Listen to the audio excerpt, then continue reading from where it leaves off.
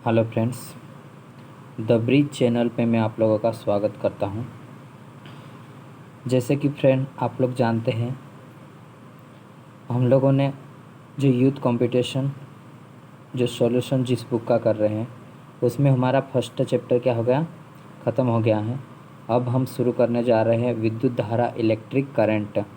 ठीक है, second lesson को हम स्टार्ट कर रहे हैं। इसको भी हम जिस प्रकार से फर्स्ट चैप्टर को ख़त्म करें उसी प्रकार से पूरा करेंगे, है ना। इसमें भी समथिंग 200 क्वेश्चन तक हैं, तो इनको भी हम पूरा करने की कोशिश करेंगे जल्दी से जल्दी। ठीक है फ्रेंड, और आपको मैं बता दूं कि जिस प्रकार हमने फर्स्ट चैप्टर में सॉल्यूशन किए, रिपीटेड क्वेश्चन को भी हमने रिपीट आया तब भी उनको रिपीट सॉल्यूशन किए, इसी प्रकार इसे भी हम करेंगे, है ना। यदि किसी को दिक्कत है कि जैसे रिपीट हो रहा है तो एक बार सॉल्यूशन करेंगे, उसका टिक लगा के आगे जाने के लिए तो आप बोल सकते हैं हमें, है ना, जिससे हमारा टाइम थोड़ा सा और कम हो जाएगा। ओके, अब हम स्टार्ट करते हैं। जैसे हमारे पास फर्स्ट क्वेश्चन है, 2 heaters rated at 1000 watt 250 each are connected in a series across a 215 volt 50 hertz AC means the total power draw from the supply would be what, है ना। ये किस प्रकार कनेक्टेड है, सीरीज में। जैसा कि एक ये हीटर है और एक ये हीटर मान लेते हैं अपन ने। ठीक है, ये कितने 1000 का है। ओके, ये भी 1000 का है। ओके, और ये कितने वोल्टेज का है, 250 का, और ये भी 250 का।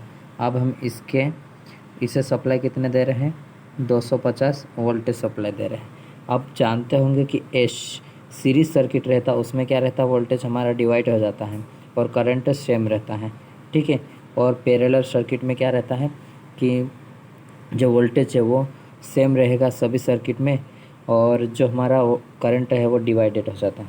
ठीक है, यदि इस प्रकार से हमें दिया है, जो इक्विपमेंट है हमारा और सप्लाई वोल्टेज है वो सेम है नहीं, तो ये आधी आधी बढ़ जाएगी। इस कारण से इससे हम इस प्रकार से 2 प्रकार से इसे हल करेंगे। तो मैं दोनों टाइप के आपको बताता हूँ। जैसे कि पावर निकालने के लिए पावर इक्विवेलेंट बराबर 1/P1 प्लस 1/P2। ठीक है, ये 2 हो गए इस प्रकार से। तो हम 2 क्या है पावर, ये पैरेलल इस सीरीज में है, तो हम जिस प्रकार पैरेलल रेजिस्टेंस निकालते हैं, इक्विवेलेंट रेजिस्टेंस, उसी प्रकार इसको निकाल रहे हैं। तो हम इसको डायरेक्ट निकाल सकते हैं, 1000/2 कर सकते हैं, है ना। तो इसको हम काट देंगे तो कितना है, 500 आ जाएगा। ठीक है, इस प्रकार से यदि मान रखे तो हम 500 आ जाएगा। ठीक है, तो हमारा आंसर कौन सा आ जाएगा, बी वाला। ठीक, देखिए ये क्वेश्चन एसएससी में भी पूछा गया है, जम्मू कश्मीर जेई में और एसएससी में रिपीटेड है। ठीक है, इम्पोर्टेंट क्वेश्चन है। अब ये एक तरीका हो गया। दूसरा तरीका मैं आपको बताता हूँ कि यदि हमारे पास ये 2 हीटर है, ठीक है, ये कितने हैं, 1000, और ये भी 1000 का है, और 250 वोल्ट, 250 वोल्ट, और इसमें हमने सप्लाई दिया 250 वोल्ट। ठीक है, तो अब इसका हम क्या करें, सबसे पहले रेजिस्टेंस निकालते हैं, है ना। सबसे पहले रेजिस्टेंस निकालने के लिए इसमें रेजिस्टेंस और इसमें सेम रहेगा, तो V² बराबर PR होता है। ठीक है, तो हम इसका रेजिस्टेंस कैसे निकाल सकते हैं, वोल्टेज कितना है, 250 गुणित 250 लिख सकते हैं हम 2 बार स्क्वायर का, और 1000 हमारा पावर है, तो 2 जीरो से 2 जीरो कट जाएगी, है ना। ये 10 से हम काटते हैं 5 से, तो 5 दूनी 10, 5 25 आ जाएगी, और 5 2 से ये नहीं कटेगा, है नहीं, तो 25 में 5 का करेंगे तो 125/2 है ना, 125/2। यदि हम इसे काटते हैं तो 2 छिंग 12, है ना। अब इसमें 2 दूनी 4, 1 बचा, तो हमारा कितना हो जाएगा, ये 10, 2 पंजे 10, तो ये हमारा 62.5 क्या है गया, हमारा रेजिस्टेंस है। कितना है रेजिस्टेंस में देखता हूँ, ये रेजिस्टेंस बराबर हमारा 62.5 ओम आ गया। ठीक। अब हम इसमें धारा निकाल लेते हैं। धारा निकालने के लिए क्या होता है हमारे पास, वोल्टेज बटे आर होता है। तो ये 62 दो हीटर में है रजिस्टेंस, तो दोनों सीरीज में है तो दोनों ऐड हो जाएंगे इसमें। 250 बटे 62.5 प्लस 62.5, ठीक है।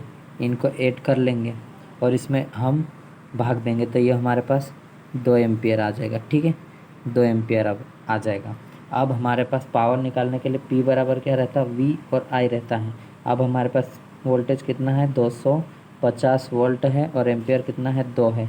तो ये दोनों इसमें गुना करेंगे तो हमारा क्या आ रहा है, 250 में 2 का तो वो 500 आ जाएगा। राइट आंसर हमारा क्या हो जाएगा, बी वाला राइट हो जाएगा, ठीक। अब हम आगे बढ़ते हैं।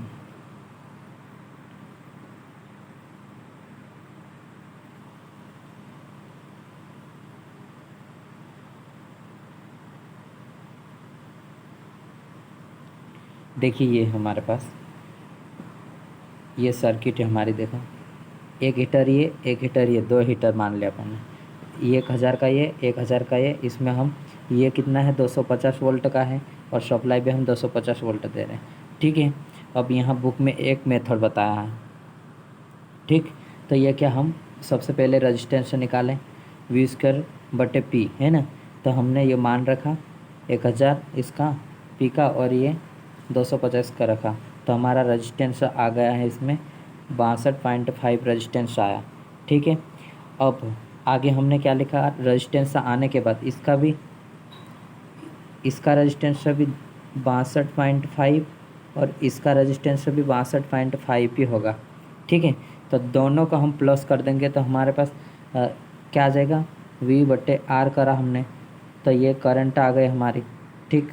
V बटे R करा तो 250 यहाँ मान रखा और इनको ऐड करके हम इसमें भाग दिए तो 2 एम्पियर हमारे आ गए, ठीक है। 2 एम्पियर आ गए। अब हमें पावर निकालना है। पावर निकालने के लिए क्या रहता है, P बराबर VI होता है, ठीक है। P बराबर VI होता है। तो हमने इसमें दोनों को रख के कर लिया, जैसे मैं पिछली बार आपको बताया, जैसे पिछले में बताया है इस प्रकार ये, ठीक है। ये आंसर आ गया हमारा, ठीक। अब हम आगे बढ़ते हैं। अगला क्वेश्चन है हमारे पास, देखो what is the equivalent resistance of a network having 5 resistor of each 10 ohm connected in parallel. किस में कनेक्टेड है, समांतर में क्या है, अर्थात 10 ओम के 5 प्रतिरोधक एक नेटवर्क में समांतर में जुड़े हैं। उसका समतुल्य प्रतिरोध होगा, क्या है, समतुल्य प्रतिरोध इसमें निकालना है, ठीक है।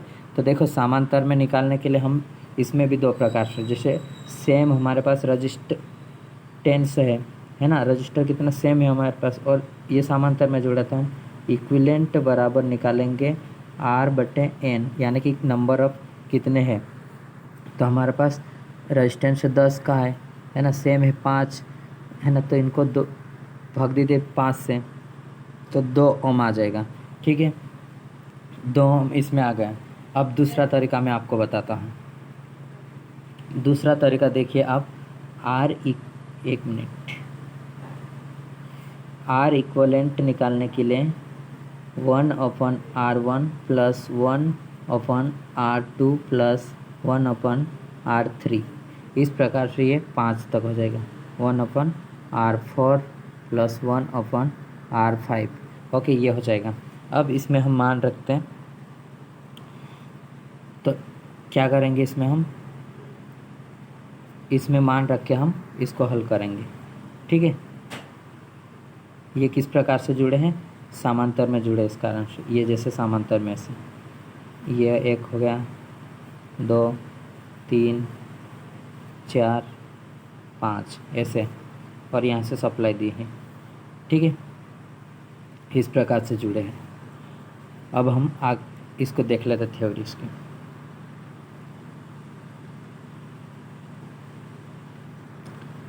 देखिए ये हमारे पास है,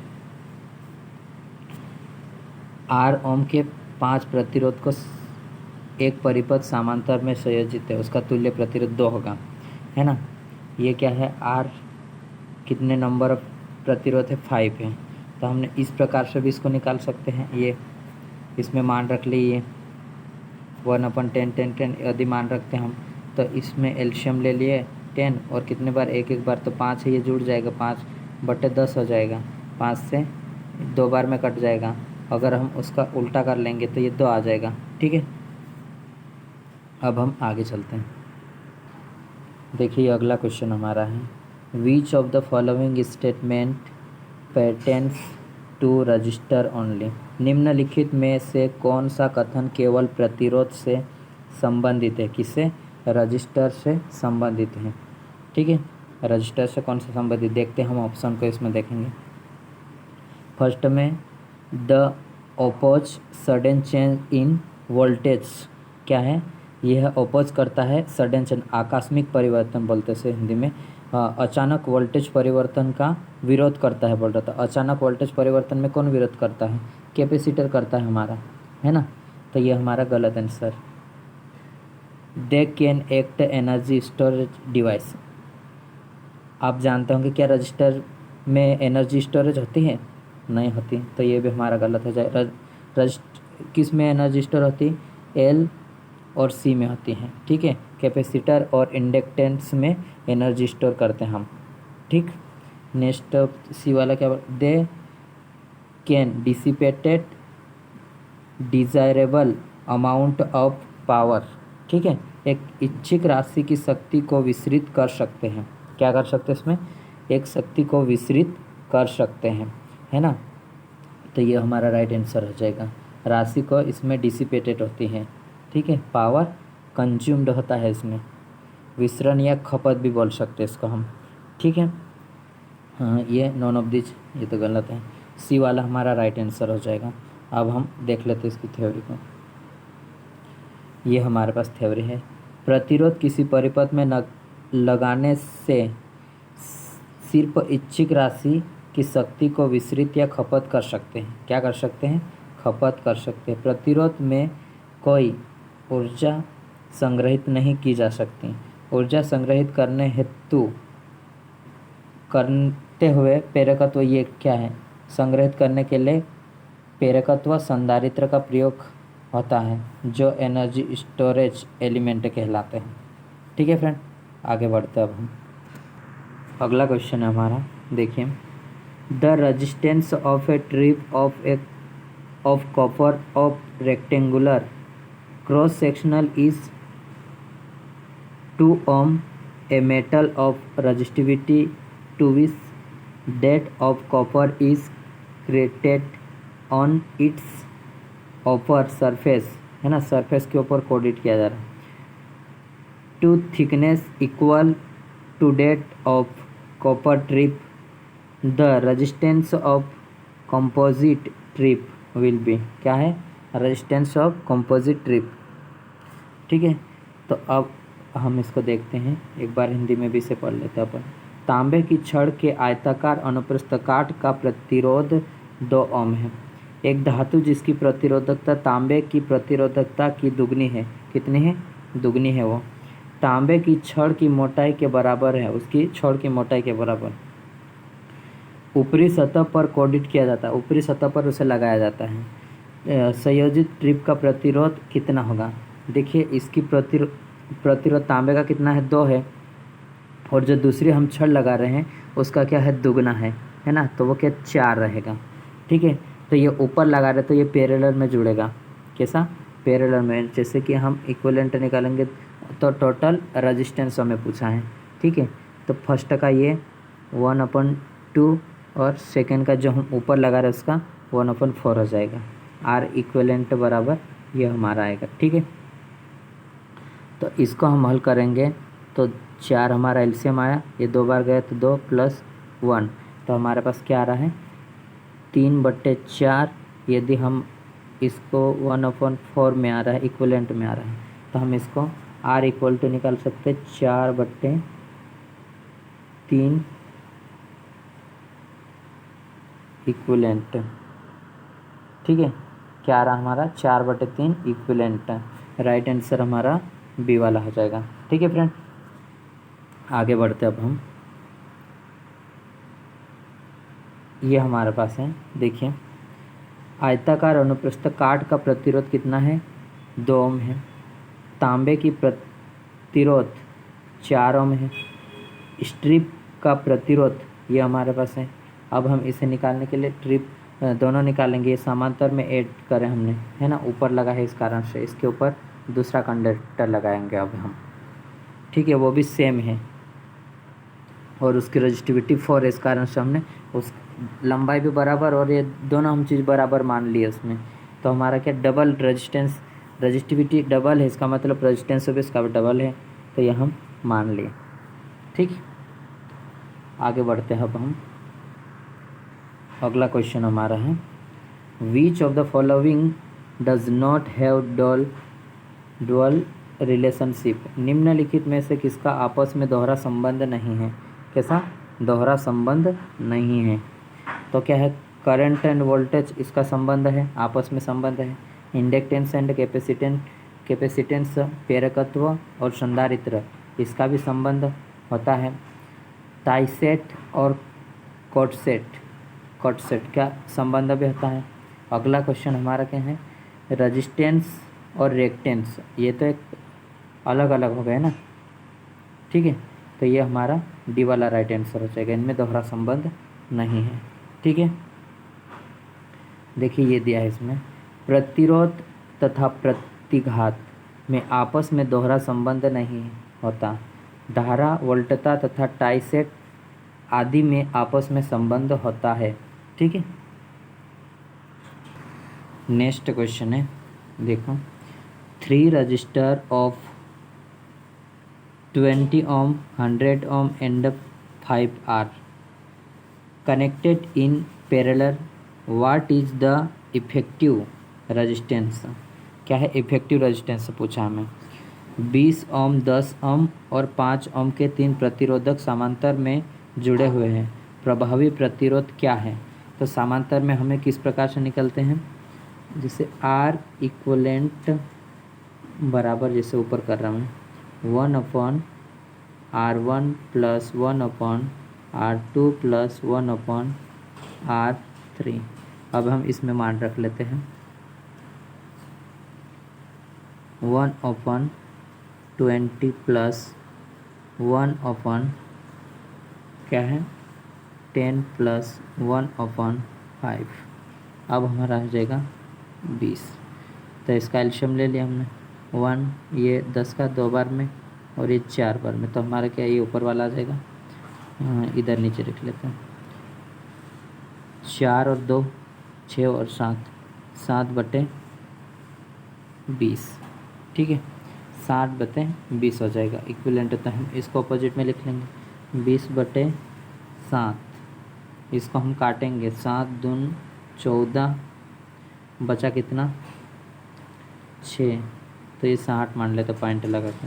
7 8 56 है ना, 56 बचा 40, 7 7 1 7 7 1 7 4 28 7 5 35, ये 5 यहाँ तक कर लेते इतना।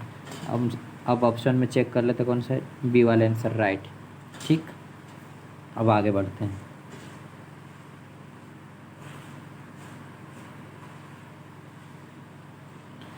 देखिए ये हमारे पास इक्विवेलेंट निकालने का फार्मूला, हमने इसमें मान रखा, इसका एलशियम ले लिया। ठीक है, इसमें 40 लिया है, आसान तो यह है कि 20 में भी हो रहा है, इस प्रकार से एलशियम निकाला तो है नहीं 20, तो 20 छोटा रहेगा हमारा थोड़ा। अब ये बड़ा हो गया तो बड़े संख्या को काटने में थोड़ी सी प्रॉब्लम हो सकती। ठीक है, तो ये हमारे पास राइट आंसर आ जाएगा। ओके फ्रेंड, अगला क्वेश्चन है हमारा, देखो if each branch of star connection is 3 ohm, then it's corresponding delta connection will be contents. यदि स्टार कनेक्शन की प्रत्येक ब्रांच में 3 ohm है तो इसके अनुरूप डेल्टा कनेक्शन में शामिल होगा, कितने प्रतिरोध शामिल होगा। तो आप जानते होंगे हो सके। स्टार से डेल्टा में होता है तो वो सेम रेजिस्टेंस रहता है, तो वो क्या 3 उसमें मल्टीप्लाई हो जाएगा।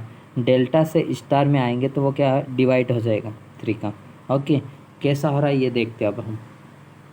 स्टार में ये मान लेते हैं हम क्या है, स्टार में हमारा ये प्रतिरोध है एक, ये स्टार में ये भी 3 का है, ये भी 3 का है, ये भी 3। अब हम इसे डेल्टा में जोड़ेंगे इस प्रकार से, ठीक, इस प्रकार से। तो इसको निकालने के लिए क्या करेंगे हम, इसको निकालेंगे तो इन दोनों का ऊपर गुना करेंगे, 3 गुणित 3 बटे में तीनों को जोड़ देंगे तो 3 सब जोड़ेंगे तो 9 हो जाएगा। ठीक है, कितना हो जाएगा, 9 हो जाएगा। सॉरी, एक मिनट, क्या हो रहा है हमारा, थोड़ी सी बाय मिस्टेक हो रही है, दोनों का गुना नहीं होता यहाँ पे। क्या हो रहा है, अरे ये हमारा है रेजिस्टेंस 3 अब हम इसको निकालेंगे तो ये 2 है, तो R1 plus R2 plus R1 R2 ये 3 ये आता है। ठीक, अब हम इसमें मान रखते हैं किस प्रकार से, सभी 3 हैं तो 3 प्लस 3 इंटू 3 करेंगे तो 3 से 3 कट जाएगा, ये क्या हमारा काउंट हो जाएगा, तो ये 9 हो जाएगा। ठीक है, पहले क्या था, एक का 3 था हमारा, तभी 9 हो गया, क्या हो गया हमारा 9 हो गया। ठीक है फ्रेंड, इसी प्रकार दूसरे में भी हम ब्रांच में हल करेंगे तो हमारा आंसर आ जाएगा। और जो मैं पहले बता दिया था वो क्या है, इस डेल्टा टू स्टार में कन्वर्जन करना था। ठीक है, आगे भी क्वेश्चन आएंगे उसे हम देख लेंगे।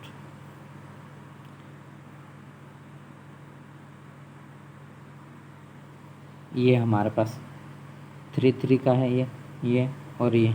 अब हम इसको निकाले थे हम इसमें, है नहीं, डेल्टा में, तो हमारा सी वाला राइट था आंसर इसका। ये इससे इसमें कन्वर्ट होना है। ओके, तो R2 और इनका मान, एक ये तरीका है, ये बताता हूँ।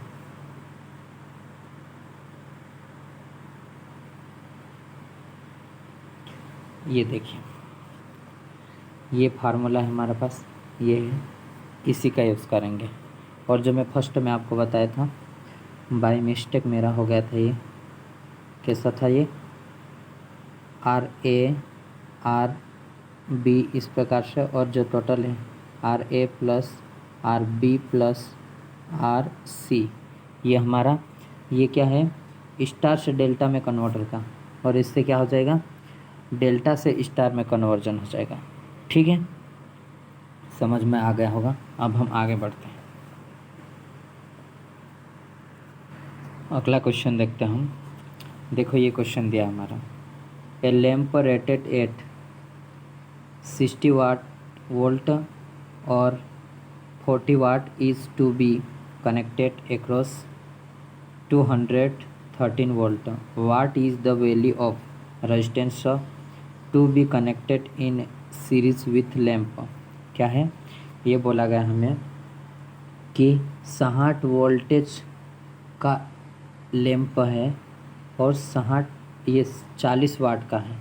यदि हम इसको 230 वोल्ट से कनेक्ट करेंगे तो हमें सीरीज़ में जो हमारा रेजिस्टेंस कनेक्ट करेंगे, है ना, क्योंकि वोल्टेज ज़्यादा है, यदि हम रेजिस्टेंस को कनेक्ट नहीं करेंगे और सीधे ही जोड़ेंगे तो वो क्या हो जाएगा, हमारा शॉर्ट हो जाएगा ये बल्ब। ठीक है, तो कितने ओम का रेजिस्टेंस कनेक्ट करेंगे उससे निकालना है। तो सबसे पहले हमें क्या करना पड़ेगा इसमें, कि देखो सबसे पहले इसका रेजिस्टेंस निकालना पड़ेगा लैंप का। ठीक, जैसे ये हमारे पास लैंप है, इसको सप्लाई देंगे तो हमारे पास क्या है, रेजिस्टेंस को निकालने के लिए V² बटे P होता है। तो हमारे पास 60 गुणित 60 बटे 40, 0 से 0 और 2 से 2 बार में, ये 3 बार में जाएगा, और 2 से 2 बार में तो ये 30 गुणित 2 हो रहा क्या, 3 दून 6, सॉरी 3 30 गुणित 3 आएगा, 3 दूनी 6 हो रहा क्या, किस प्रकार से कट रहा, 3 3 9 होना,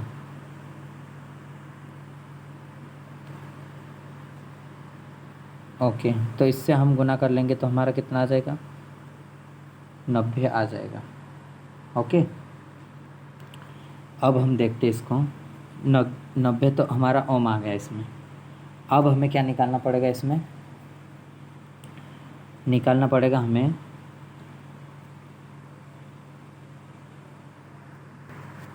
क्या, 90 ओम हमारा आ रहा, आर बराबर हम 90 लिख लेते इसके, ठीक है। अब हमें निकालना है वोल्टेज, निकालना है V बटे आर करेंगे तो हमारा करंट आ जाएगा। तो पहले हम करंट निकाल लेते, वोल्टेज हमारे पास 60 है और पावर है और रेजिस्टेंस निकाल ले, करंट निकाल लेते अब हम।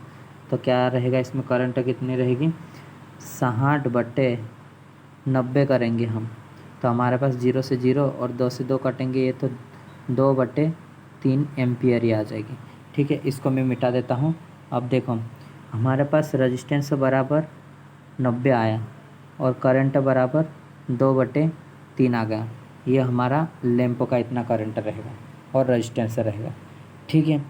अब यदि हम इसको ये 230 वोल्ट देते हैं सप्लाई, तो हमारे पास करंट कितने जाएगी, 230 है ना, बटे हमारे पास इसका रेजिस्टेंस कितना है, 90 है, तो 90 से इसको हम भाग देते हैं, ये चले जाएगा, तो ये क्या आ जाएगा, 23 बटे 9 एम्पियर आ जाएगा, ठीक है। 23 बटे 9 एम्पियर आ रहा है।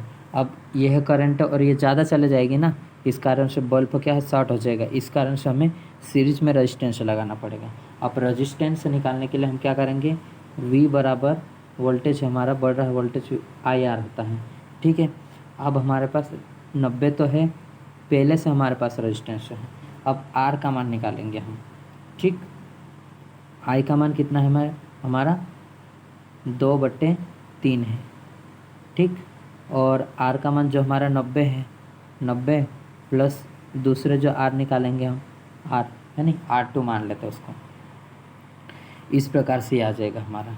और हमारे पास वोल्टेज कितना है, 230 है, ये समीकरण बनेगी। मैं एक बार पूरा मिटा देता हूँ फिर हल करता हूँ, ठीक।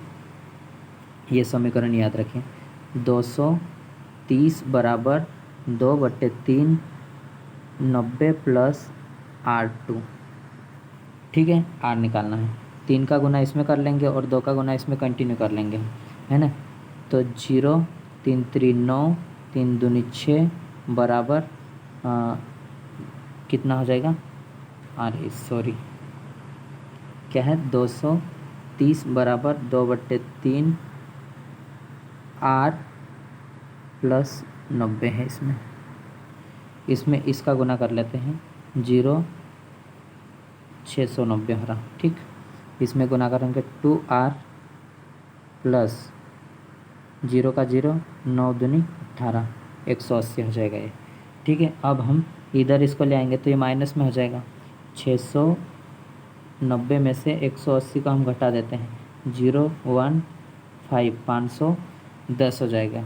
510 में हम इसको फिर भाग देंगे, है ना, 2 का बराबर R आ जाएगा हमारा 2 से, तो 2 दूनी 4 बचा 1, तो 11 हो जाएगा, 2 पंजे 10 बचा 1, 2 पंजे 10, तो 255 हमारा रेजिस्टेंस से जोड़ना पड़ेगा, ठीक है। R आ गया हमारा।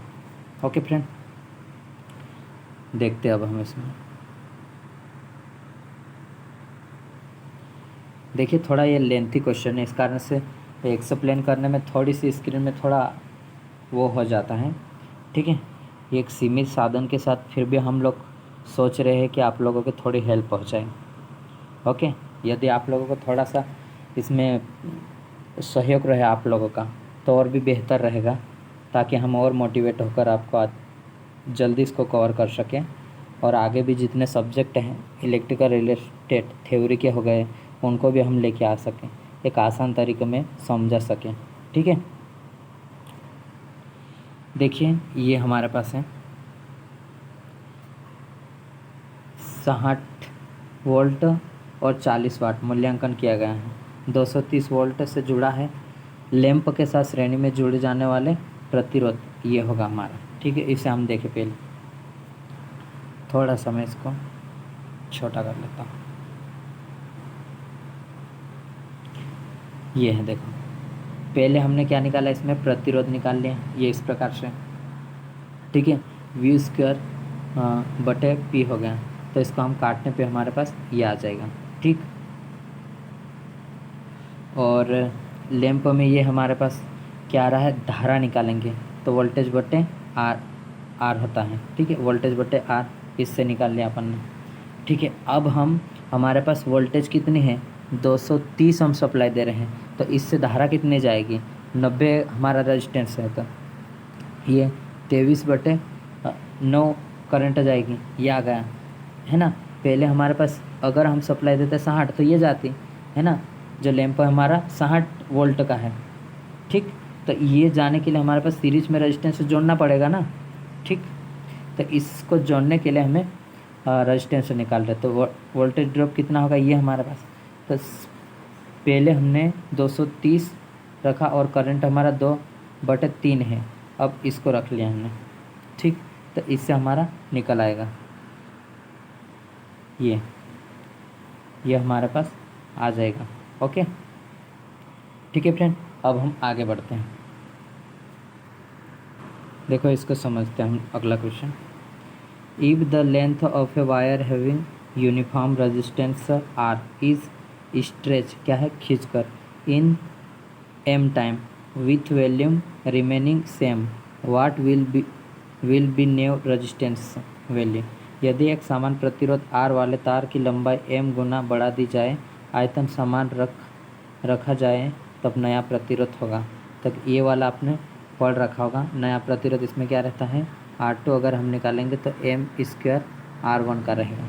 ठीक है, ये हमारा किस में दिया है, बी वाला आंसर हमारा राइट है।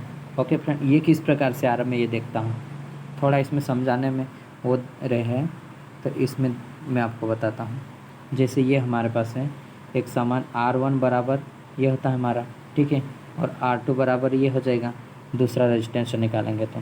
ठीक, अगर हम दोनों इक्वेशन का जैसे R1/R2 करते हैं, ठीक है, कितना चेंजेस हो रहा, तो इसके बराबर में हम इसको लिख सकते हैं किस प्रकार से, रजिस्टिविटी L1/A/रजिस्टिविटी L2/A लिखेंगे।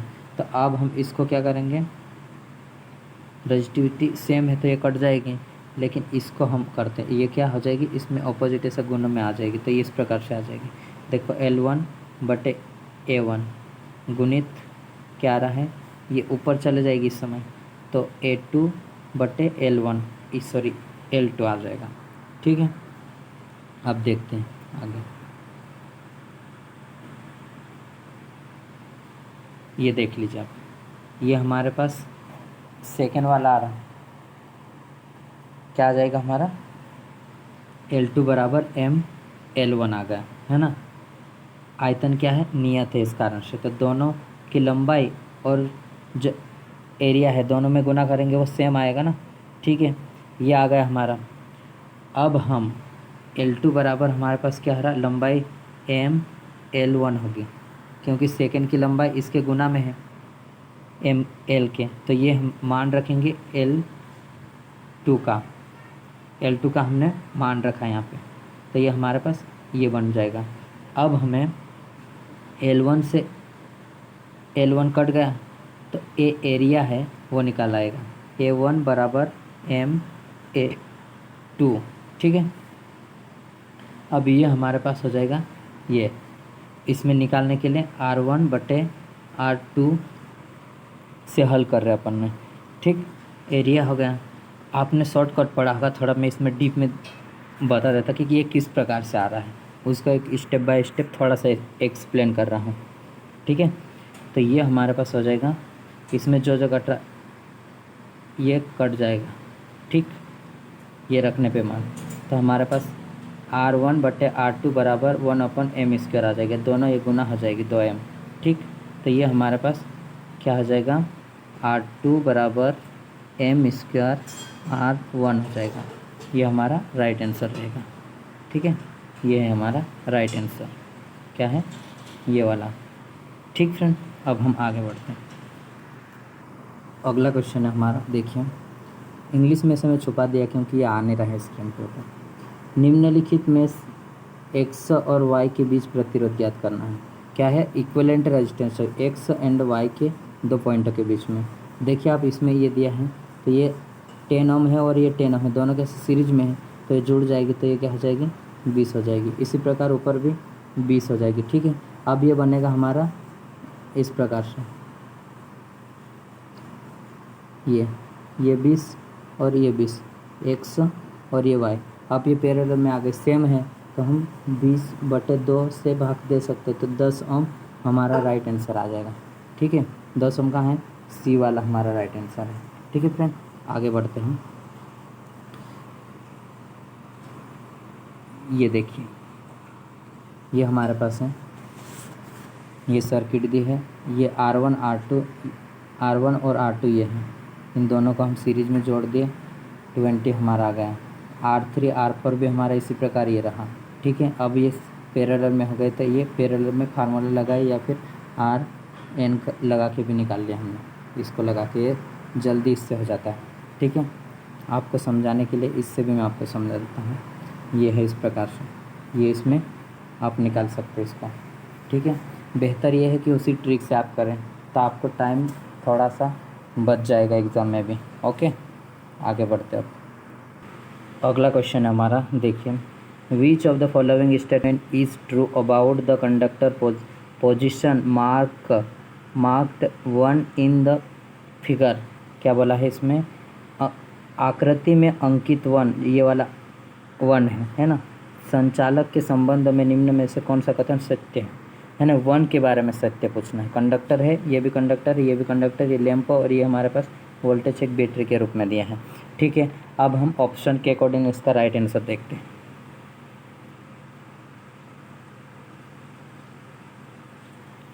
ये हमारे पास देखो, ये फर्स्ट क्या बोल रहा है? चालक के इस बिंदु का पृथ्वी के विरुद्ध निश्चय विभव होता है। ये नहीं होगा, है ना, पृथ्वी से तो कहीं से कहीं रिलेटेड ही नहीं इसमें। क्या है? This point of the conductor has a defined voltage. चालक के इस बिंदु पर निश्चित वोल्टता होती है। निश्चित वोल्टता तो इधर भी रहेगी ना, पॉइंट पे भी। यह भी हमारा गलत हो जाएगा। An electric current flow through the conductor. हाँ, इसमें क्या हो रहा है? कंडक्टर में करंट फ्लो हो रहा है ना, और इस सेकंड में जो आ रहा है उसमें रिटर्न करंट आ रहा है। ठीक है, क्या है? चालक से विद्युत धारा प्रवाहित हो रही है। ओके, तो हमारा राइट आंसर हो जाएगा सी वाला राइट। ओके, फोर्थ क्या बोल रहा था? चालक से प्रोटॉन प्रवाहित। अरे यार, प्रोटॉन थोड़ी ना प्रवाहित होगा, इलेक्ट्रॉन का प्रवाह कोई हम क्या बोलते हैं? धारा या आवेश प्रवाह की दर को हम करंट बोलते हैं। ठीक है, देखते हैं अब थ्योरी इसकी। ये हमें दिया है, ठीक है, इसको एक बार अच्छे से देख लीजिए। अब बोला क्या है? चालक से एक विद्युत धारा प्रवाहित होते हैं। मुक्त इलेक्ट्रॉन की बहुलता वाले पदार्थ चालक कहलाते हैं। किसको बोलते हैं चालक? जिसमें ज़्यादा इलेक्ट्रॉन होते हैं उसे बोलते हैं। सेमीकंडक्टर रहता है जिसकी वैलेंस इलेक्ट्रॉनों की संख्या 4 और इसमें कितनी रहती है? 4 से कम रहती है और 4 से ऊपर रहती है, वो इंसुलेटर कहलाते हैं। 3 प्रकार के मटेरियल है हमारे पास। ओके, इंसुलेटर में धारा प्रवाहित नहीं होती है, नेगेटिव टेम्परेचर कोफिशिएंट रहता है, इसमें पॉजिटिव टेम्परेचर कोफिशिएंट होता है। ठीक, हमारे पास गुड कंडक्टर क्या है? सिल्वर होता है ना। अब ये क्या है? बैटरी के धनात्मक टर्मिनल से धारा निकल कर लोड तक अर्थात लैंप तक धारा प्रवाहित होकर पूर्ण बैटरी के ऋणात्मक टर्मिनल पर पहुंचती है। 1 धारा प्रवाह होकर और दूसरे में धारा बैटरी से पूर्ण वापस आती है। ठीक है, ये मैं इसके साथ में 2-4 पॉइंट भी बताया आपको जो इम्पोर्टेंट है, क्वेश्चन में पूछ सकते हैं इसमें। ओके, अगला क्वेश्चन है हमारा, देखिए which particle act us A current carrying in A metallic conductor. Metallic conductor में करंट कैरिंग रहता है, किस कारण से होता है ना। धात्विक चालक में कौन से कण विद्युत धारावाहक का कार्य करते हैं, धारावाहक का कार्य करते हैं, धारा बहने का काम करते हैं। तो धारा क्या कहलाती है? इलेक्ट्रॉन या आवेश प्रवाह की दर को हम धारा कहते हैं, ठीक है। और इसके बराबर I बराबर dQ/dt होता है। इसकी यूनिट एम्पियर भी या कूलम पर सेकंड भी हो जाएगी, ओके, धारा की। अब हम राइट आंसर, ओनली इलेक्ट्रॉन के द्वारा, है ना, ओनली होल्स के द्वारा, बट इलेक्ट्रॉन और होल, ये किस में? सेमीकंडक्टर में होगा। सेमीकंडक्टर में क्या रहता है? इलेक्ट्रॉन होल के कारण रहते हैं। लेकिन जो हमारा मेटल रहता है, मेटल में ओनली इलेक्ट्रॉन्स के द्वारा धारा प्रवाहित होते हैं, ठीक है। तो हमारे पास राइट आंसर फर्स्ट वाला आ जाएगा, ठीक है। इसमें संयोजी इलेक्ट्रॉन कितना लास्ट ऑर्बिट में होता है? 1, 2 और 3 इलेक्ट्रॉन्स होते हैं, उसे ही हम कंडक्टर कहते हैं। एग्जैक्टली 4 होता है उसे सेमीकंडक्टर कहेंगे। 4 से ज़्यादा रहेंगे वो, उससे क्या बोलेंगे हम? 4 से ज़्यादा इंसुलेटर रहता है, जिसमें करंट प्रवाह नहीं होता है, रेजिस्टेंस उसकी हाई रहती है, ओके। इसकी थ्योरी देख लेते हैं अब हम। ये हमारे पास धात्विक चालक में केवल इलेक्ट्रॉन कण विद्युत धारा प्रवाह का कार्य करते हैं। इनमें परमाणु की अंतिम कक्षा में 1, 2 या 3 संयोजी इलेक्ट्रॉन होते हैं। अधिकांश धातुएं चालक होती है, जैसे कि चांदी, तांबा और एल्यूमिनियम है, ओके, ठीक है। अब हम आगे बढ़ते हैं। अगला क्वेश्चन हमारा देखिए, विच of the resistance is represented by the curve system, okay. Curve प्रणाली में कौन सा प्रतिरोध प्रदर्शित करता है? ये हमारा रेजिस्टेंस है इधर, और इधर वोल्टेज हमारा कौन सा? तो देखिए, जैसे जैसे हमारा टेम्परेचर बढ़ेगा तो हमारा रेजिस्टेंस कैसा हो जाएगा? बढ़ जाएगा, क्योंकि मेटल में पॉजिटिव टेम्परेचर कोफिशिएंट होता है ना, पॉजिटिव रहेगा मेटल में। और इंसुलेटर और सेमीकंडक्टर में नेगेटिव रहता है, ठीक है। तो ये हमारा कौन सा है? हॉट कंडक्टर हो गया, है ना, हॉट टेम्परेचर रहेगा इसमें। तो हमारा आगे देखते हैं। चालक पदार्थ को गर्म करने पर उसके प्रतिरोध में वृद्धि होती है, अतः ठंडे तार की अपेक्षा गर्म तार का प्रतिरोध अधिक होता है। कैसा रहेगा? अधिक होता है। चित्र में प्रदर्शित गर्म तार का प्रतिरोध वक्र दिखाया गया है इसमें, ठीक।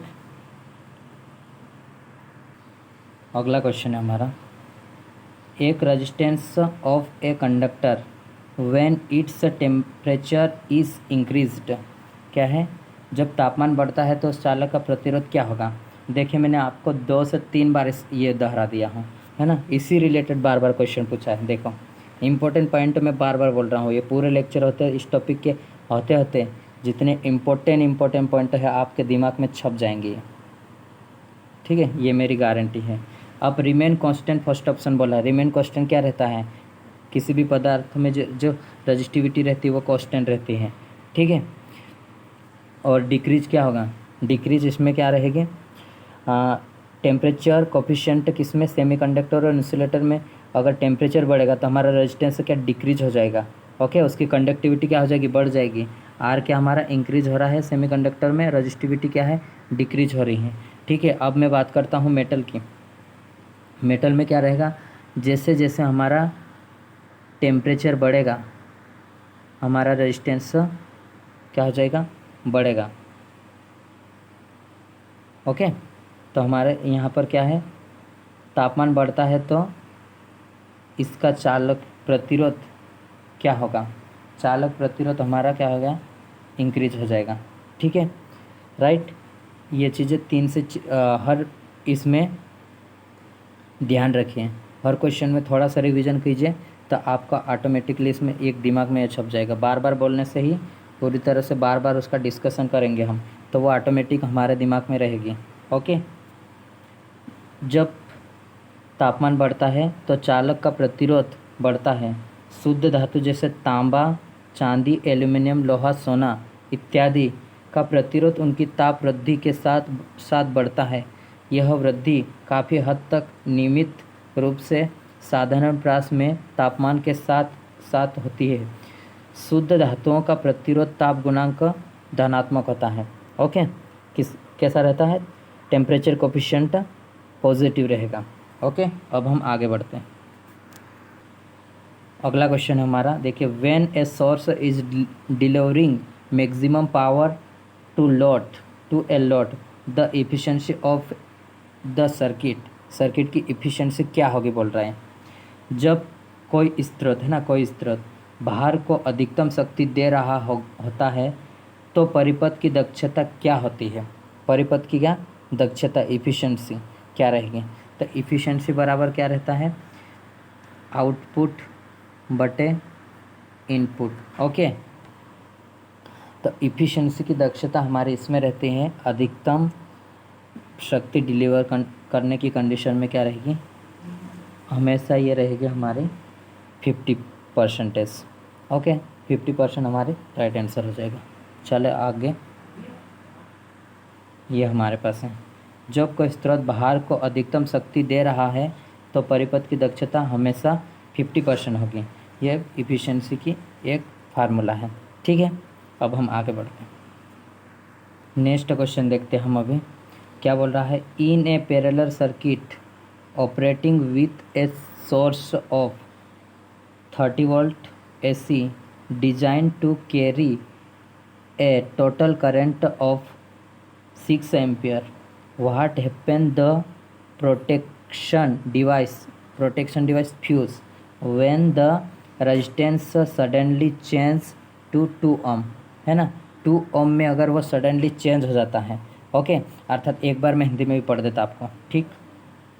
हिंदी में 30 वोल्ट AC स्रोत द्वारा प्रचालित एक समांतर परिपथ में जो 6 एम्पियर की धारा वहन करने के लिए डिजाइन है, इसमें सुरक्षा उपकरण फ्यूज के साथ क्या होता है जब प्रतिरोध अचानक 2 ओम में परिवर्तन हो जाए। तो सबसे पहले वो 2 ओम में हो रहा है तो हम क्या फाइंड आउट करेंगे, हमारे पास वोल्टेज है 30 और एम्पियर कितनी जा रही है, 6 एम पहले जा रही थी, है ना। तो ये है 6 का, यदि हम इसमें गुना कर लेते, भाग देते हैं, हमारे पास कितना आ जाएगा, 5 6 30, तो 5 एम्पियर जा रही थी, है ना। 5 एम्पियर, सॉरी 6 एम्पियर है, तो ये हमारा क्या रहा, रेजिस्टेंस कितना, 5 ओम रेजिस्टेंस था इसमें, ओके। वो अचानक इसमें 2 ओम में कन्वर्ट हो गया। अब 2 ओम में कन्वर्ट होगा तो हमारे पास यहाँ पे 30/2, तो हमारे पास क्या रहा है, करंट कितना जाएगा अभी, 15 एम्पियर करंट जाएगा। पहले 6 एम्पियर के लिए डिज़ाइन था ये, अब 15 एम्पियर जाने लग गया तो फ्यूज़ क्या हो जाएगा, हमारा पिघल जाएगा ना। फ्यूज़ का स्क्वायर आर में हीट में कन्वर्ट हो जाएगा, तो हीट ज़्यादा हो जाएगी और वो हमारा पिघल कर फ्यूज़ ओपन हो जाएगा, सर्किट कैसे ओपन हो जाएगी, ठीक है। अब हमारे पास राइट आंसर कौन सा रहेगा इसमें, देखो ऑप्शन को पहले देखो, it's a close, there is no change नहीं होगा बोल रहा, गलत। It's a short to ground से शॉर्ट कैसा होगा भाई, नहीं होगा। हाँ, डी वाला क्या है, इट्स ओपन हो जाएगा, है ना, ये खुल जाएगा फिर सर्किट, जैसा ये लगा हमारा सर्किट में फ्यूज लगा है तो ये क्या है, ओपन हो जाएगा, इस प्रकार से हो जाएगा फिर ऐसा, ठीक है। करंट जाना बंद हो जाएगी, वो प्रोटेक्शन डिवाइस एक ये हमारे पास दिया, ठीक। इसे देखो, 30 वोल्ट AC स्रोत प्रचालन में समांतर परिपथ में 6 एम्पियर धारा वहन करने के लिए डिजाइन है। जब प्रतिरोध अचानक 2 एम्पियर में परिवर्तित होता है तो धारा का मान, है ना, तो ये इतना बढ़ जाएगा, कितना बढ़ा, 15 एम्पियर में बढ़ रहा है, तो सामान्य धारा से अधिक है। इस स्थिति में फ्यूज़ क्या हो जाएगा, ये I² R हीटिंग में अधिक होगी, इस कारण से फ्यूज़ क्या पिघल जाएगा और वो खुल जाएगा, ओके।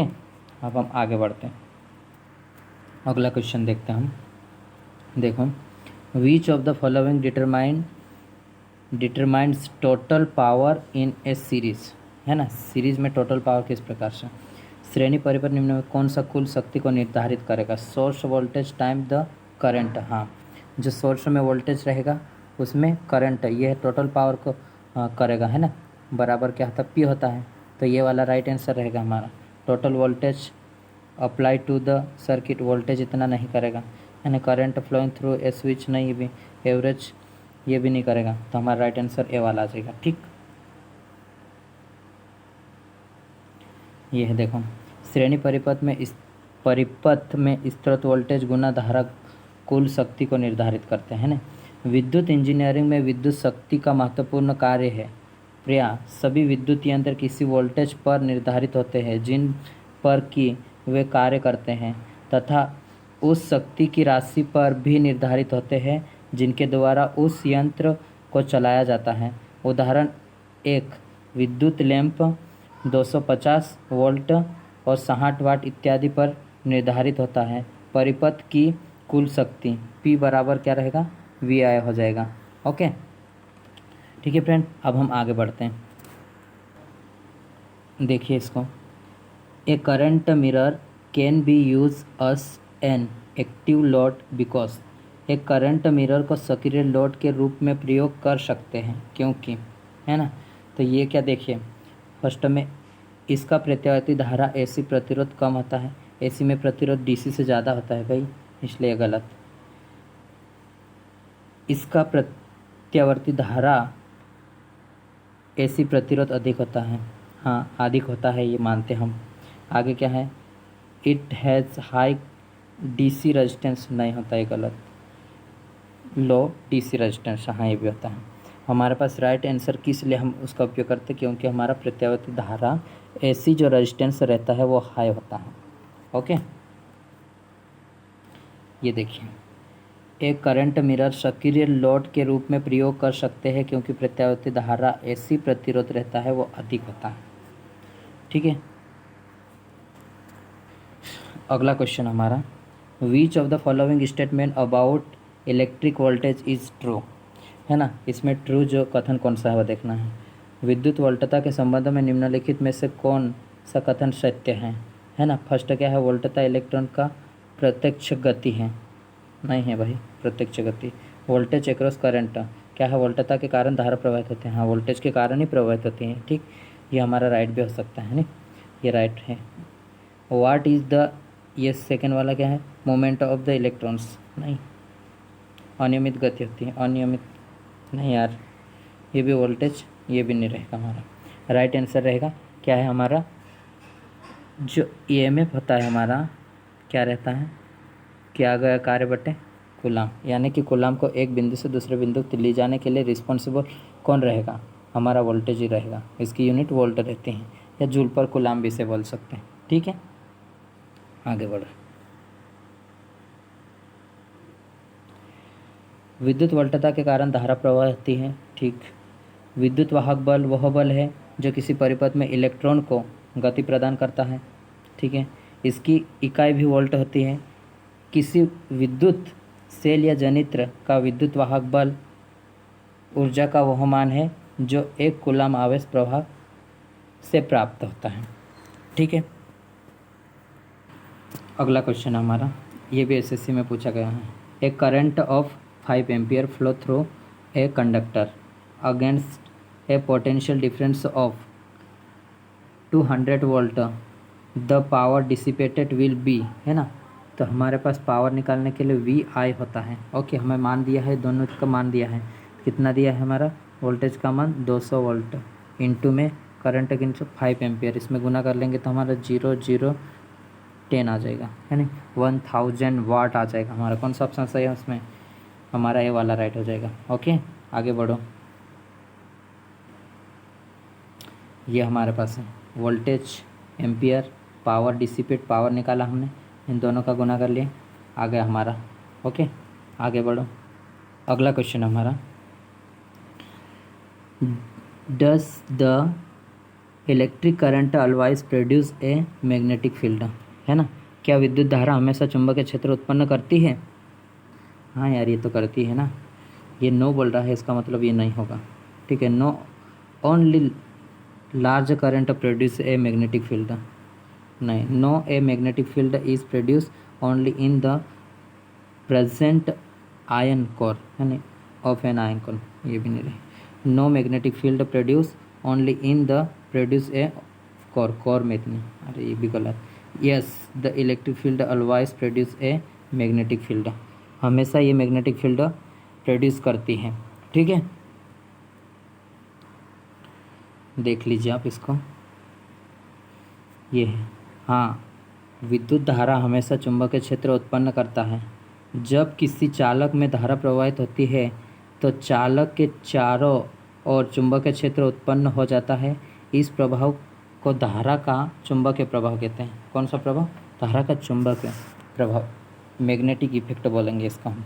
ठीक है, अब हम आगे बढ़ते हैं। अगला क्वेश्चन है हमारा, देखो, two parallel conductor are carrying current in the same direction, which of the following statement is correct. Correct statement देखना है हमें, है ना। तो अब देखो हम करेक्ट स्टेटमेंट कौन सा है। समांतर में जैसे एक ये कंडक्टर एक ये है, दोनों सेम दिशा में करंट बहा रहा है। ठीक है, दोनों क्या करेंगे, ये अट्रैक्ट करेगा। ओके, अब इधर देखो, एक करंट ये, एक कंडक्टर ये और एक ये है अपोजिट डायरेक्शन में करंट, तो ये क्या करेगा, रिपोल करेगा। ठीक है, बाहर जाएगा। उनके बीच में लगने वाला फोर्स क्या रहेगा, F बराबर रहेगा हमारा μ0I1I2 2πd, और लंबाई ये L रहेगी हमारी। ओके, लंबाई L रहेगी। तो इसका मान निकालेंगे हम। देखिए इसमें कौन सा आंसर राइट हो जाता है वो देखते हैं हम। एक फर्स्ट क्या है, इसमें प्रतिकर्षण बल लगेगा 9, क्योंकि सेम डायरेक्शन में जा रहा है। फर्स्ट गलत हो जाएगा। इसमें अट्रैक्शन बल कौन सा इसमें दिया है वो हमारा राइट हो जाएगा। राइट आंसर इसमें there is a attraction force between the conductor, दोनों के बीच में ये वाला राइट रहेगा। ओके, अब हम थ्योरी इसकी देखते हैं। ये है, देखो, दो समांतर चालक समांतर दिशा में धारा वहन कर रहे हैं, तो चालक के बीच में आकर्षण बल होगा। यदि दो चालक जो समान लंबाई के हैं उनमें धारा की दिशा सेम है और ये रहेगा। ठीक, ये हमारे पास अट्रैक्शन सेम दिशा में और रिपल्शन इसमें प्रतिकर्षण, और दोनों के बीच में ये फोर्स लगेगा। ठीक है, अब हम आगे बढ़ेंगे। अगला क्वेश्चन है हमारा, the leakage current most not be more than of maximum supply current. Maximum supply current से कितना नहीं होना चाहिए, तो ये होता है हमारे पास, देखिए ये याद रखने वाला, ये है ना, 1/5000 से ज़्यादा नहीं होना चाहिए, तो सी वाला राइट आंसर हो जाएगा। ठीक है, ये आई रूल के अकॉर्डिंग रहता है। क्षण धारा कभी भी अधिकतम सप्लाई धारा से 1/5000 से अधिक नहीं होना चाहिए। ओके, आगे बढ़। अगला क्वेश्चन हमारा, देखो, नीचे दिए गए आकृति में कौन सी आकृति ऊर्जा के स्रोत का प्रतीक है। In the figure given below which figure is the electrical for a source of energy. Okay, तो कौन सी आकृति है जो ऊर्जा स्रोत की आकृति को प्रतीक करेगी। कौन सी, इसमें सभी दिया है, ABCL तक दिया है इसमें, तो इसमें क्या रहेगा, आई थिंक ये वाले हमारे पास आई वाले रहेंगे। ठीक है, ये कौन से हैं इसको देखते हैं हम, ऑप्शन को देख लेते हैं। ये हमारे पास ऑप्शन है। ओके, फिगर में कोई भी स्रोत आकृति कौन सी रहे, सोर्स आकृति, ये तो AC को ऐसा रिप्रेजेंट इतना करेगा, ये L के, तो ये हमारे पास राइट आंसर आई वाली कौन से है, सी वाला। ओके, सी वाला राइट हो जाएगा। ये हमारे पास देखो स्रोत आकृति स्रोत प्रतीक है। ठीक है, अगला क्वेश्चन हमारा देखिए, a voltage of a 100 volt is applied to a circuit of resistance of a 10 ohm, the power dissipate in watt by the resistance will be. Power dissipate करना है हमें। ओके, पावर को हमें फाइंड आउट करना है। Okay, इसमें क्या है, एक बार ये रीड कर देते। 10 ओम के प्रतिरोध वाले परिपथ में 100 वोल्टता को लागू किया गया जाता है। प्रतिरोध द्वारा शक्ति कितना डिसिपेट कर रहे हैं, नहीं वाट में निकालना है। तो अब देखो, शक्ति निकालने का फार्मूला V² भी होता है हमारे पास, VI भी होता है हमारे पास, I² भी होता है। ठीक, तीनों फार्मूले हमारे पास क्या क्या दिया है, रेजिस्टेंस दिया है और वोल्टेज दिया है। अब हम मान रख लेते हैं, सीधे डायरेक्ट मान रखेंगे हम। क्या, वो वोल्टेज कितना है 100, स्क्वायर करेंगे तो 100 × 100 बटे रेजिस्टेंस 10 है, 0 से 0, तो ये हमारे पास कितने आ रहे हैं 100, और 0 है तो ये 1000 आ जाएगी। ठीक, ऑप्शन कौन सा हमारा सी वाला ऑप्शन हो जाएगा। ओके, अब हम आगे बढ़ते हैं।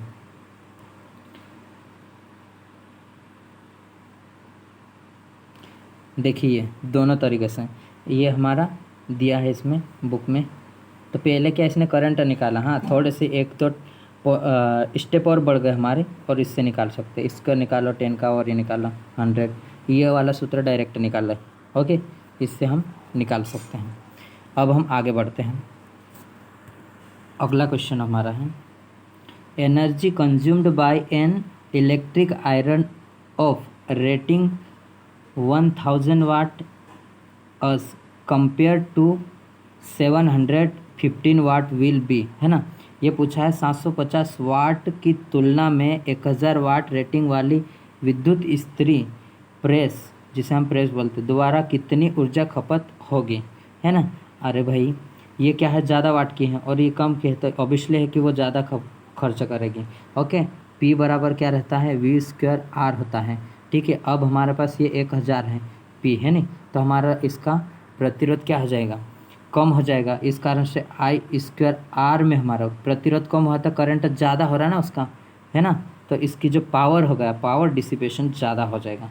ठीक है, मोर आ जाएगा, अधिक। देख लो इसमें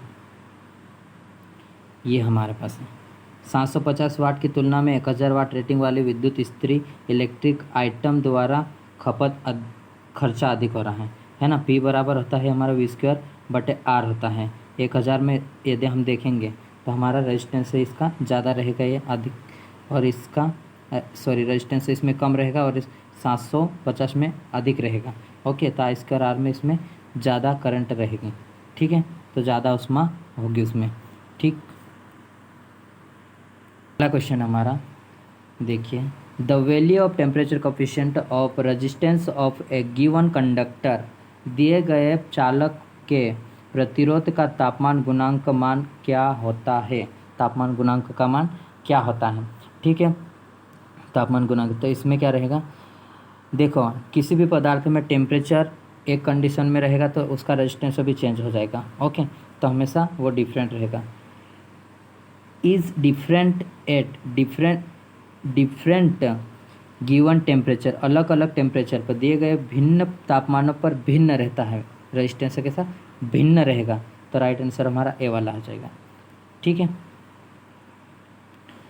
अब हमारे देखते हैं थ्योरी। एक दिए गए चालक प्रतिरोध का तापमान दिए गए भिन्न तापमानों पर भिन्न रहता है।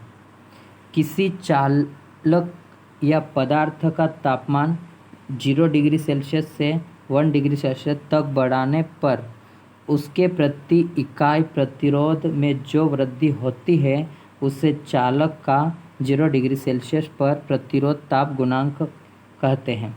ओके, RT बराबर होगा R0 1 प्लस अल्फ़ा T रहेगा, जो टेम्परेचर रहेगा। ओके, किसी पदार्थ का तापमान गुणांक भिन्न तापमानों पर स्थिर नहीं होता है, बल्कि यह प्रारंभिक तापमान पर निर्भर करता है। ओके, किसके ऊपर, स्टार्टिंग जो टेम्परेचर रहेगा उसके ऊपर डिपेंडेंट रहता है। ठीक है, अगला क्वेश्चन करते हैं। विच of the following wire has the highest resistance, निम्नलिखित तारों में कौन सा प्रतिरोध अधिक होगा। देखो प्रतिरोध अधिक होगा वो पूछा है, किस में अधिक प्रतिरोध होगा वो, कॉपर वायर ऑफ कितना 5 मीटर एंड 2 mm², है ना। ये कॉपर का है, ये भी कॉपर का है, ये एल्यूमिनियम का है, ये एल्यूमिनियम का है। ठीक है, आप जानते होंगे कॉपर और एल्यूमिनियम में रेजिस्टेंस किस में ज़्यादा रहता है, तो एल्यूमिनियम में रहता है। ठीक है, एल्यूमिनियम में रहता है तो हम कॉपर को इसको करके नहीं देखते, इसमें देख लेते 2 एल्यूमिनियम के दिए हमें। ठीक है, एल्यूमिनियम में हमारे जिसमें ज़्यादा लंबाई रहेगी उसमें ज़्यादा रेजिस्टेंस रहेगा, इसमें 8 मीटर है और इसमें 1 मीटर है। ठीक है, तो इसमें कम होगा ना, तो हमारा राइट आंसर सी वाला हो जाएगा। ओके, अगर आप निकालना चाहो एक एक का टाइम लगेगा आपको, बट यदि आप प्रैक्टिस करना चाहो तो ये देखो फार्मूला R बराबर रहेगा रजिस्टिविटी बटे L बटे A होता है। ठीक है, रजिस्टिविटी कॉपर की कितनी रहती है रजिस्टिविटी में बताता हूँ, 1.7 इंटू 10⁻⁻8 होता है कॉपर की, सॉरी ये कॉपर की होती है। और एल्यूमिनियम की रजिस्टिविटी, एल्यूमिनियम की मैं बता रहा आपको, है ना, 2.65 इंटू 10⁻⁻8। ओके, अब इससे मान रख के लंबाई का मान रख लो और एरिया का मान रख लो, ऑटोमेटिक आपका आंसर आ जाएगा। ठीक है, लेकिन एक शॉर्ट तरीका था, वो भी मैं आपको बता दिया किस तरह से आप इसको कम समय में हैंडल कर सकते हैं। ठीक, अब आगे बढ़ते हैं। देखो इसमें क्या है वो भी मैं आपको बता देता, कोई दिक्कत नहीं। सी वाला देखो ये राइट आंसर हो गया। ओके, फर्स्ट में हम देखते, फर्स्ट वाला क्या है, 5 मीटर का है, 2 mm² कॉपर का है। देखिए ये हमारा फार्मूला आ गया। और रजिस्टिविटी कॉपर की ये रहती है 1.7 इंटू 10⁻⁻8 इंटू में लंबाई क्या हमारी 5 है। ओके, और ये हमने रखा 2 mm में है और स्क्वायर में रहेगा, तो हम दोनों को मीटर में कन्वर्ट करेंगे तो क्या करेंगे, 10⁻³ का गुना कर लिए। अब हम इसे काटेंगे तो हमारे पास कितना आ रहा है, 42.5 मिली ओम आ रहा है ये। ओके, मिली ओम आ रहा है इसमें। और इसी प्रकार यदि हम सेकेंड की बात करिए, इसमें भी हमारा 2.8 मिली ओम आ रहा है। तो हमारे पास फर्स्ट में देखो ये 1 मीटर का था और ये 5 मीटर का था, इसका लंबाई ज़्यादा के कारण ये हमारी ज़्यादा रेजिस्टेंस है। ओके, लेकिन अब हमारे पास एल्यूमिनियम भी दिया है, तो एल्यूमिनियम की चेक करते हैं हम। एल्यूमिनियम की अगर हम बात कर रहे हैं तो एल्यूमिनियम में 8 मीटर है, 1 mm² में एल्यूमिनियम की तार है, तो इसका रेजिस्टेंस हम निकालेंगे तो 212 मिली ओम आ रहा है। यदि हमारे पास 1 की निकाल रहे हम तो ये हमारे पास 4 मिली ओम आ रहा है। अब ज़्यादा हाईएस्ट रेजिस्टेंस किसका है, तो आपको दिख रहा है ये। ठीक, तो हमारे पास सी वाला राइट आंसर है। ओके, अब हम आगे चलते हैं।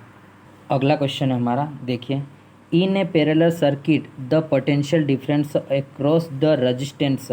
देखो ये पूछ रहा है हमें समांतर में प्रतिरोध के आर पार विभवांतर होता है ना। समांतर में कैसा रहता है, ये हमारे समांतर हो गया एक रेजिस्टेंस, ठीक है, ये हमारा हो गया दूसरा रेजिस्टेंस। तो समांतर में जो वोल्टेज हम सप्लाई दे रहे हैं वो कैसा है, तो समांतर में वोल्टेज सेम होता है। ठीक, पहली बात, करंट डिवाइड हो जाएगा, I1 हो जाएगा और इसमें I2 हो जाएगा। ठीक है, इसमें डिवाइड, तो ऑप्शन देखो अब, वेरिएबल होगा, नहीं होगा भाई, ये वेरिएबल नहीं होगा। इट्स डिफरेंट, ये भी नहीं होगा। नॉन ऑफ दिच, अरे भाई देखते तो सही इसमें नॉन ऑफ दिच है कि नहीं। इट्स ऑलवेज कांस्टेंट, ये वाला हमारा राइट आंसर हो जाएगा, हमेशा ये कांस्टेंट रहेगा। ओके, किसी भी पदार्थ में ये रेजिस्टेंस क्या रहता है, रेजिस्टेंस जो पदार्थ का एक स्वाभाविक गुण होता है उसका, कोई भी पदार्थ रहेगा वो करंट में थोड़ा सा ज़्यादा सा या कम, अच्छा कंडक्टर रहेगा वो थोड़ा कम रहेगा, लेकिन रेजिस्टेंस उसमें रहेगा। और वो क्या करेगा, करंट में धारा प्रवाहित जो कंडक्टर रहेगा उसमें धारा के बहने का विरोध करेगा। ओके, किसको, बहने का। और कंडक्टेंस से जो रहता है वो क्या रहता है, धारा किसी भी कंडक्टर में उसमें इजीनेस प्रोवाइड करता है। ओके, उसको फ्लो होने में इजीनेस मतलब आसानी, रास्ता देता है। ठीक, एक ये पदार्थ की एक प्रॉपर्टी हो गई। आगे बढ़ो, ये हमारे पास है, समांतर परिपथ में प्रतिरोध के आर पार विभवांतर हमेशा स्थिर रहता है। प्रतिरोध पदार्थ का स्वाभाविक गुण है जिसके कारण वह अपने में से होने वाले विद्युत धारा का प्रवाह का विरोध करता है। ठीक, आगे बढ़ो, अगला क्वेश्चन है हमारा, what is an electromotive force, है ना। इलेक्ट्रोमोटिव फोर्स क्या है, फर्स्ट ऑप्शन में क्या बोल रहा है, produce the torque produce by motor. अरे भाई ये नहीं करता है, मोटर में टार्क प्रोड्यूस नहीं करेगा। और सेकंड क्या है, force experience by at electromagnet, magnet में फोर्स को एक्सपीरियंस करवाता है। नहीं नहीं नहीं नहीं, ये तो हो नहीं सकता। क्या है, the force with which the current carrying conductor attract और रिपल ईच अदर, है ना। दोनों के बीच में करंट कैरिंग कंडक्टर में रिपल या अट्रैक्ट करवाता है। भाई EMF नहीं करवाता है, इलेक्ट्रोमोटिव फोर्स नहीं करवाता है। क्या करेगा ये, the voltage produce by voltage source, एक वोल्टेज सोर्स रहेगा, उसमें वोल्टेज को प्रोड्यूस करेगा जो कि करंट को प्रवाहित करेगा। ओके, करंट को प्रवाहित करने के लिए एक बल देगा ये। ओके, तो हमारा आंसर डी वाला हो जाएगा। ये क्या है, विद्युत वाहक बल वोल्टता स्रोत द्वारा उत्पादित वोल्टता या किसी चालक पदार्थ में धारा को एक सिरे से दूसरे सिरे तक प्रवाहित करने वाला बल विद्युत वाहक बल कहलाता है। कौन सा बल, ये विद्युत वाहक बल कहलाएगा। ठीक है, तो फ्रेंड आज के लिए इतना नया टॉपिक है, इसमें हम केवल 30 क्वेश्चन फर्स्ट में कर रहे हैं। ठीक है, यदि आप लोगों को समझ में आ रहा है, ठीक है, तो आप दूसरों को भी शेयर कीजिए ताकि थोड़ा उनका भी हेल्प हो जाए।